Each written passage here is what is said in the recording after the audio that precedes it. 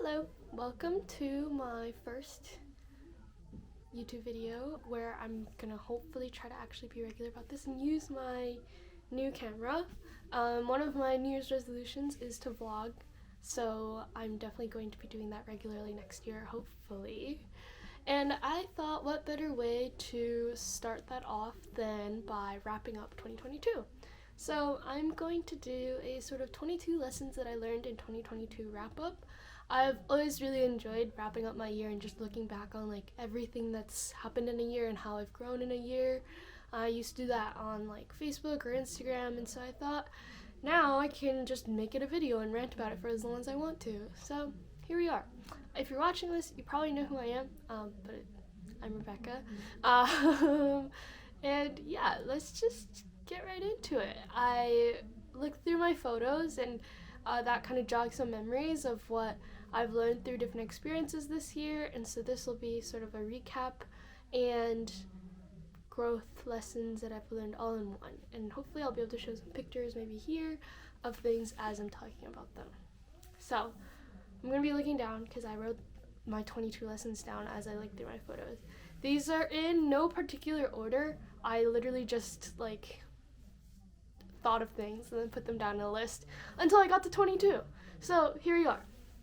The first one is that being intentional about time with friends makes a big difference. And I think this is the biggest lesson that I keep on talking about when I think about sophomore year. So 2022 encompasses both freshman spring, the summer, and then sophomore fall. But I feel like my life is more divided into semesters.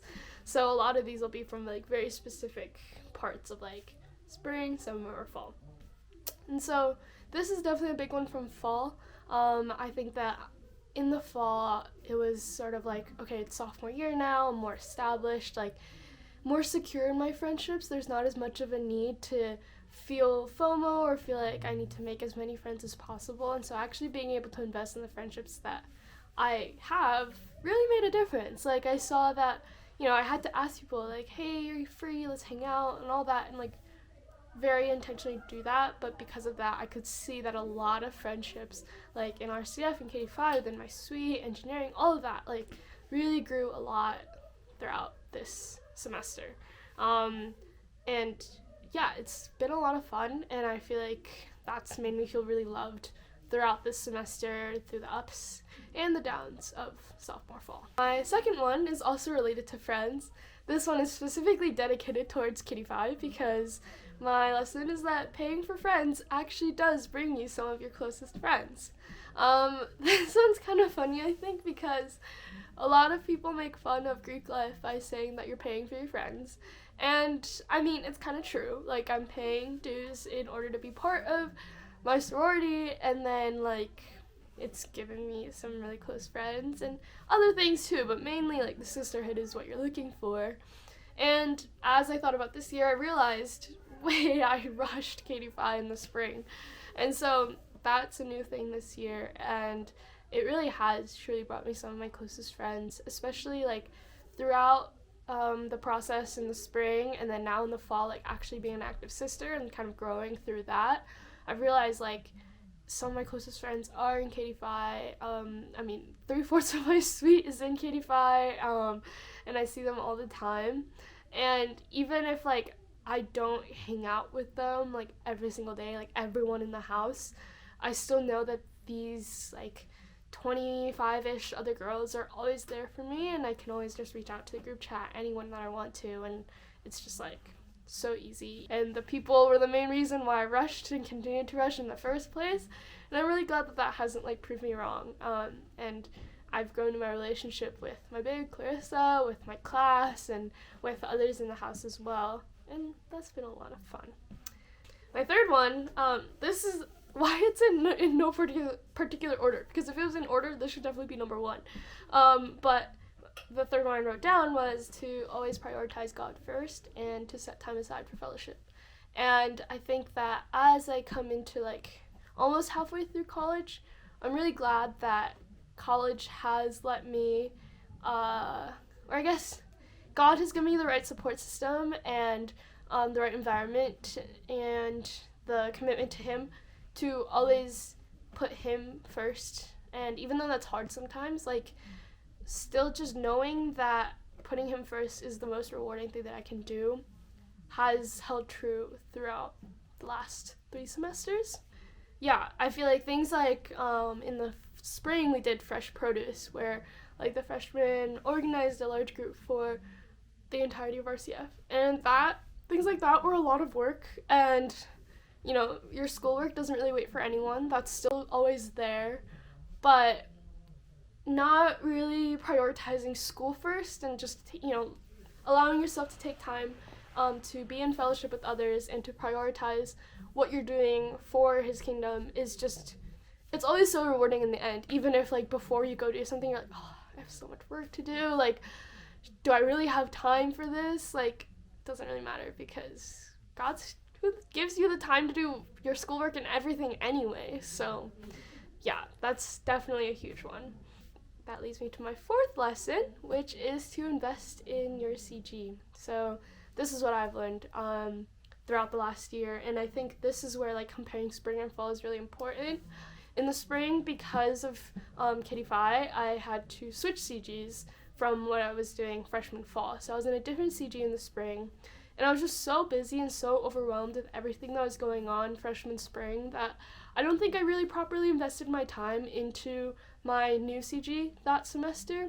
And comparing that to my CG now, I can definitely see the difference, where, like, I know that moving forward I've learned from not investing my time into my CG, and, like, we don't want to do that again. Yeah, just, like, prioritizing going to CG on Tuesday nights and just, like, talking to people and getting to know them and then learning through God's word with them.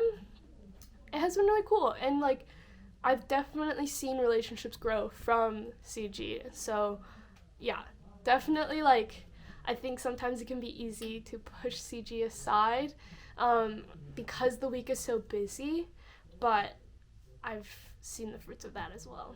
Another faith-related one, number 5 out of my 22 lessons, is to never decide that waking up for church isn't worth it. I think there are times when, you know, it's the weekend, Saturday night, maybe I went to bed late or things like that, and it is so hard to wake up on Sunday morning sometimes. And, like, your parents aren't there to force you to go to church and, like, drive you there, and so it's really, really easy to just stay home. But I think that I'm really grateful that I've had, like, the people to keep me accountable, but also just, yeah, like, even at home, like, my parents really instilling me that, like, you need to go every Sunday. Like, I'm really glad that I have been able to almost make it to every Sunday service. And even when it's, like, something crazy, like, I remember last spring, one service that really stands out to me was, like, Easter Sunday service, and that was, like, a sunrise service. So that was, like, waking up really early, walking to Clark Park in the cold in a dress, but it was just so cool, like, worshiping with everyone in the middle of the park, like, on Easter, and then, like, just everyone being there and then getting lunch with your CG afterwards. It was definitely a blessing, and moments like those remind me, like, even if beforehand you're like, oh, I just want to go to bed, like, an extra, you know, half an hour, or I have so much work to do, like, it's always worth it. 6th lesson is a big one, is to be spontaneous.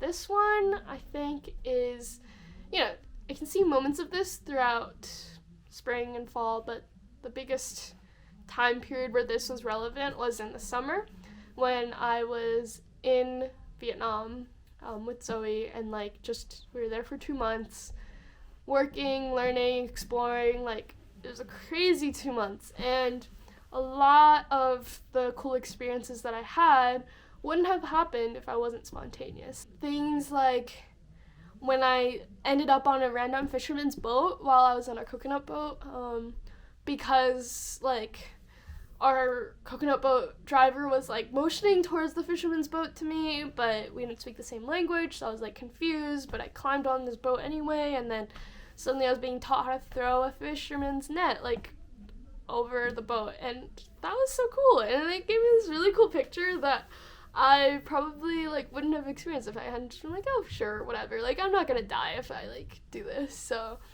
and I think part of being spontaneous leads me to my 7th lesson is don't be afraid to spend the money that you make.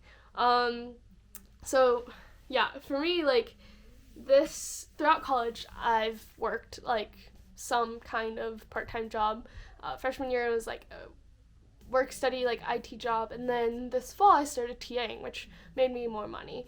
And you know, compared to high school when there really wasn't much to spend money on, like there's a lot of opportunities to spend your money while you're at college. And obviously you need to be wise about it and not just like waste away all the money that I make. But I've also like realized and really come to terms with the fact that like the money that I make is not going to just sit in my bank account forever. And it's okay to spend it on things that will bring me like experiences, joy, whatever, because like college is like the time to do the things that I wouldn't have the opportunity to do otherwise. And yeah, like it's just, it can be really fun to be in college, and sometimes that takes some money. So yeah, and then that leads me to my next one, which is go to concerts. I went to like an Eric Nam concert last year, a 17 concert as soon as I came back to school this year, and then a Mark Twain concert sophomore fall, and then Les Mis was not a concert, but similar vibe where it's like the tickets are maybe a little pricey, but it's so worth it for the experience, and I've had a lot of fun at them. And to go with friends is also really fun. Just yeah, I'm gonna stop saying fun, but yeah. Okay, I'm on number 9, which is to not be afraid to make a fool of yourself with your friends. So I think like in high school, and even now, you know, working through it, like it's very easy for me to like shy away from certain things that would make me like stand out in a crowd, because it's just like, let's just blend in. But I have had some really fun times with friends that probably a little embarrassing.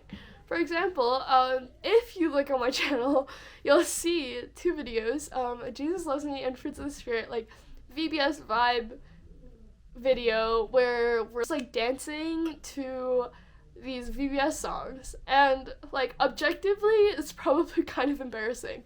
And we played that like at Fresh Birders, which I mentioned earlier, in front of like all of RCF, so definitely like objectively embarrassing, but it was so funny, and like just embrace it, then it's like, who cares? Like it was a fun time and other people enjoyed it too.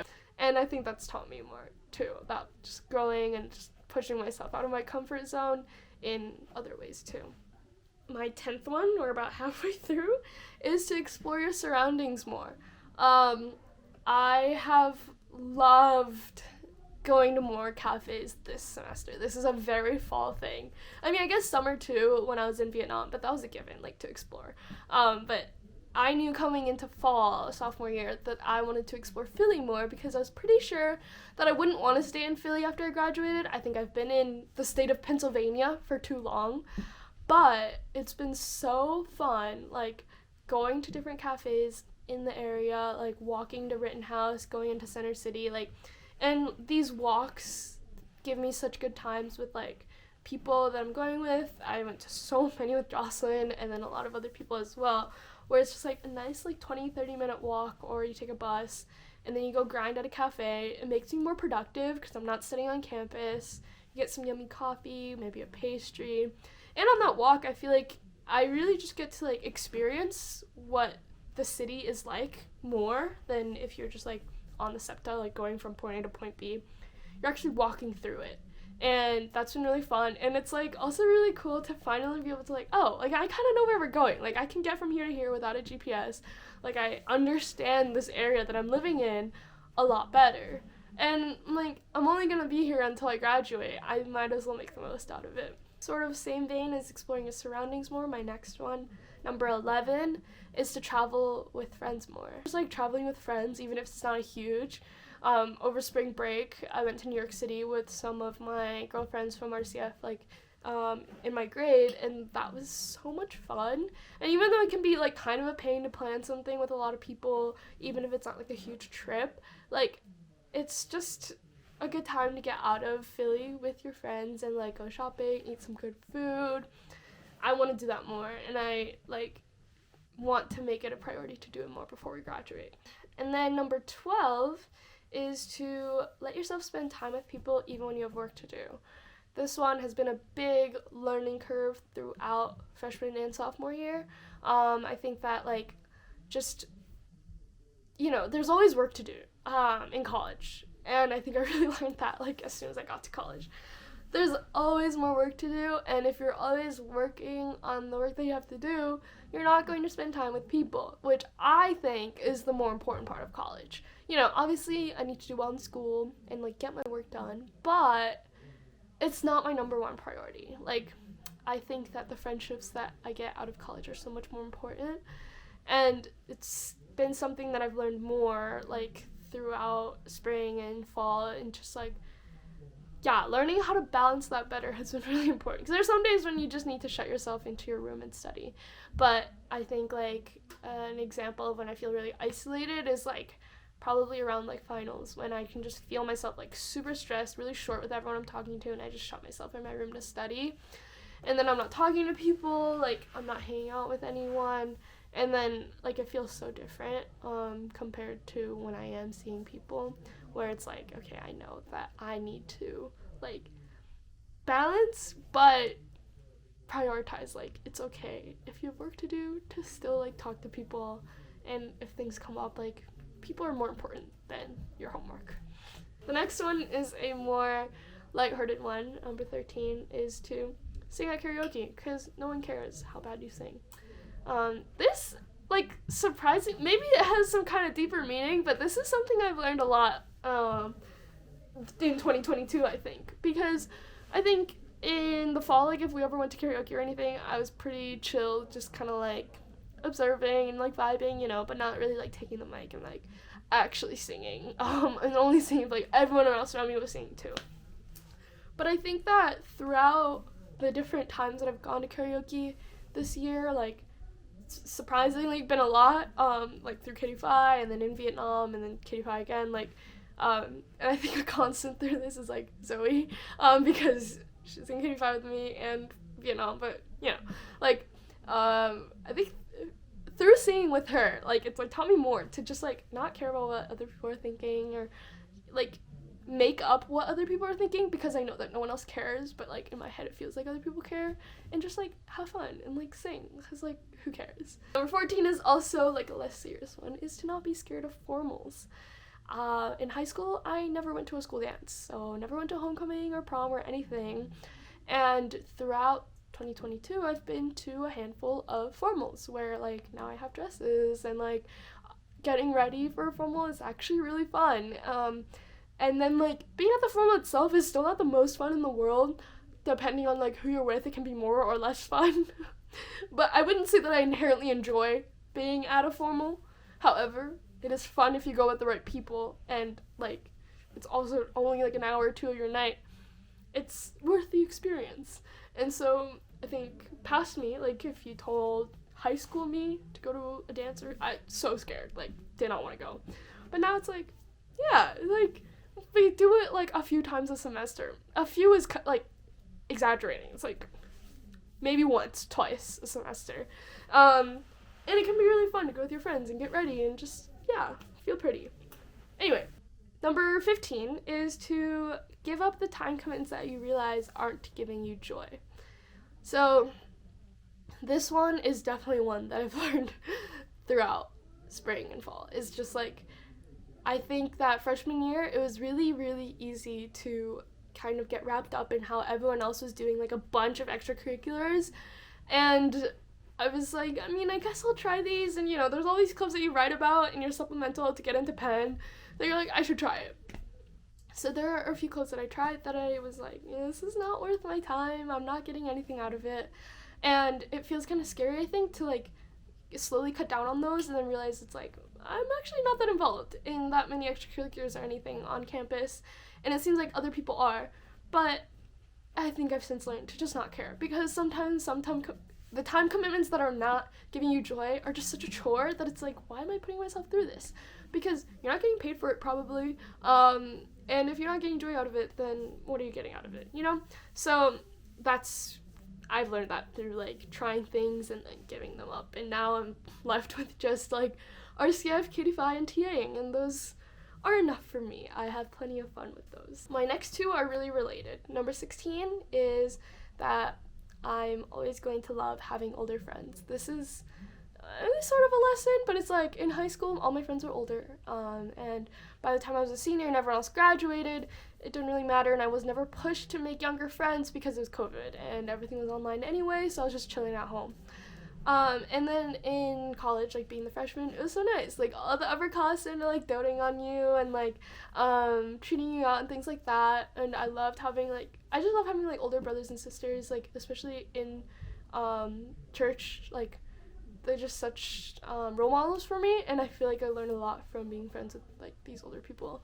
I can continue to see that like this year too, like getting closer to some of the seniors and juniors, and just like I was really scared, honestly, coming into sophomore year to like not be a freshman anymore, because it was like, okay, now there are freshmen that are younger than me, and it's my turn to be that upperclassman to someone else, and that was a scary thought.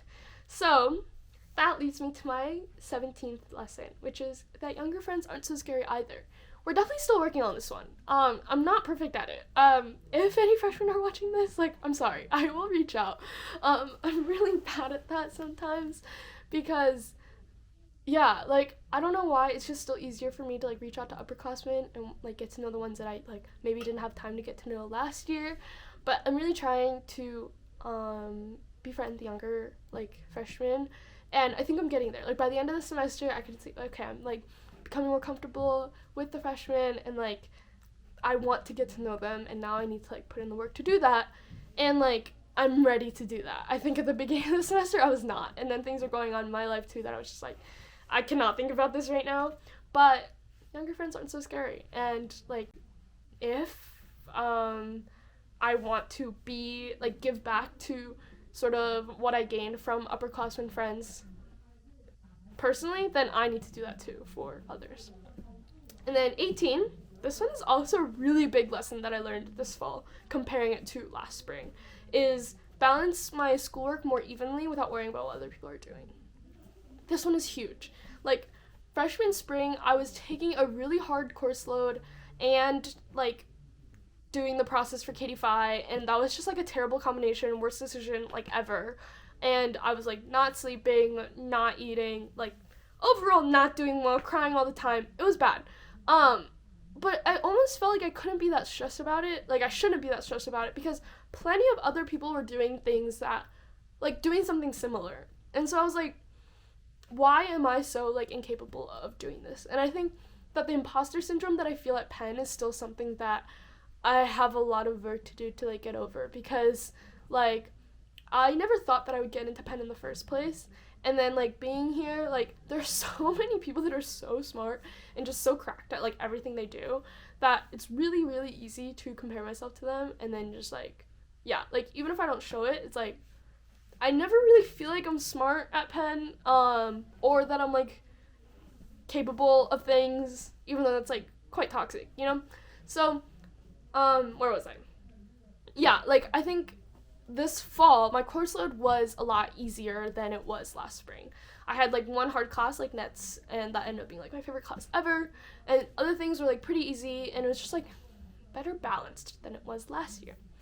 And I could feel the difference so much, and you can see it in my grades, too. My grades this semester are going to be so much better than they were last semester, because I, like, listened to myself and what I needed to succeed at Penn. My 19th lesson, we're almost there, is that time and conversations at home with family are irreplaceable. So this one is one that I think I learned more this semester, but then also previous to that. It's just like, I never really miss home when I'm at school. Maybe when I'm, like, really tired and I just want to come home and sleep, I miss the aspect of home where it's, like, I don't need to do anything while I'm home. And even though I'm, like, super close with my parents, like, I don't necessarily miss being at home when I'm at school, because I'm having a good time at college. However, like, coming home and just, like, talking with my parents and my brother, like, those conversations where it's just so easy and I can just really just, like, be myself, and, like, I think I mentally regress a few years every time I'm home in the way that I talk to them and, like, act and all that, but that's okay, because I'm home. That is just, like, so irreplaceable, and it makes me really excited to, like, continue to grow in my friendships with people, too, to, like, you know, get towards that level of comfort, like, as a goal. And yeah, family is just, I'm really thankful for my family. The next one is, I don't know why this is here. This is, like, not relevant. It's like a one-day lesson, but I'll say it anyway because I had a lot of fun. I've always wanted to ride a Segway, and I finally rode one this year. So my lesson is that Segways are just as fun as I've always imagined them to be. We're gonna move on. 21. Okay, number 21 is to keep finding opportunities to go abroad. And I am doing that right now.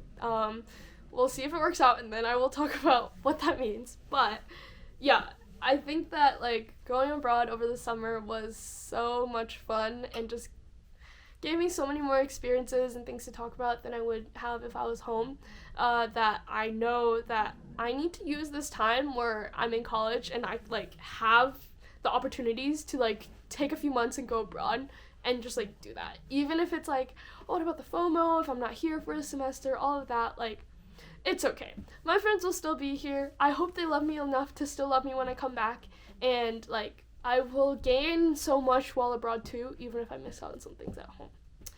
And then 22 is, I think, a good wrap-up. It's my last lesson, is that I've learned this year that, or maybe reinforced this, is that I have a really strong support system around me, and that God is the one who made that possible.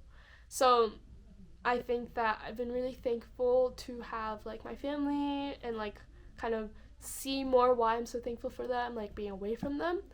But then also, like, my support system at school when things kind of sucked. Like, there's so many people that are there for me, and that is just such a beautiful display of God being faithful that, like, I feel like I need to stop and appreciate that more, and not just, like, at the end of the year, because it's just so cool that I have these friends that I get to call mine, and just compared to high school where I feel like I didn't have that many close friends, and now being at college, and, like, yeah, I know I have so many different, like, areas of my life that are so well supported by people that I love, and I'm really grateful for that. And I need to, like, stop and be grateful to God more for that, and just, like, continue to pursue my relationship with him too, and not neglect that relationship for the other relationships that he's blessed me with. So yeah, that was, like, 35 minutes straight of me talking. Hopefully I'll edit this down to shorter than that, but, you know, if anything, this is a really good, hopefully a good way for me to look back on this year. I always love reading, like, other recaps of my years that I've done. So if you actually watched until here, thank you so much for watching, and look forward to the vlogs in 2023. We're gonna make it happen. I kind of wanted to say, like, I want to vlog every week, but that is probably really hard, so not so sure about that one. But I'm gonna try my best, and it's gonna be fun, and I'm gonna love looking back on this, just, I guess, this stage of my life. And thank you all for being here for it. That's it for today. Thanks for watching. Bye!